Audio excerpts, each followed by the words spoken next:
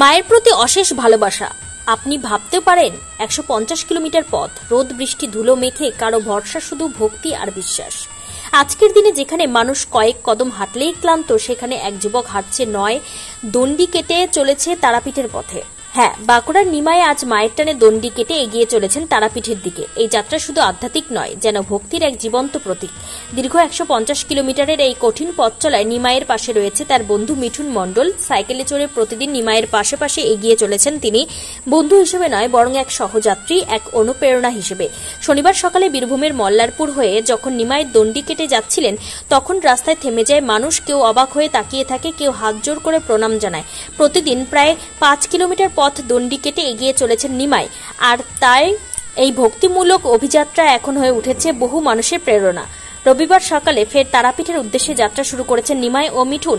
স্থানীয় মানুষজন তাদের দেখতে ভিড় জমাচ্ছেন রাস্তায়। কারো মুখে একটাই কথা, এ যেন জীবন্ত ভক্তির প্রতিমূর্তি। রতনপুর থেকে আসছি, তারাপীঠ যাব। কোন জেলার? রতনপুর, বাঁকুড়া। বাঁকুড়া জেলা থেকে। কেন এরকম? মানসিক আছে। কত কিলোমিটার হচ্ছে বাঁকুড়া থেকে তারাপীঠ? 45-50 হয়ে যাচ্ছে। 145-50 মানে 150 কিলোমিটার। কিভাবে আসছো? এরকম ঢাকা এই রাস্তার মধ্যেই তো? হ্যাঁ, রাস্তার মধ্যে বলতে তোমার ক্লাব কিংবা মন্দির এরকম জায়গা বেছে নিচ্ছি। বেরিয়েছো কবে বাড়ি থেকে? বেরিয়েছি ইংরেজির 21 তারিখ, নভেম্বর, সেপ্টেম্বর। আর তো আর তারাপীঠ তো আর কিছুটা দূরেই।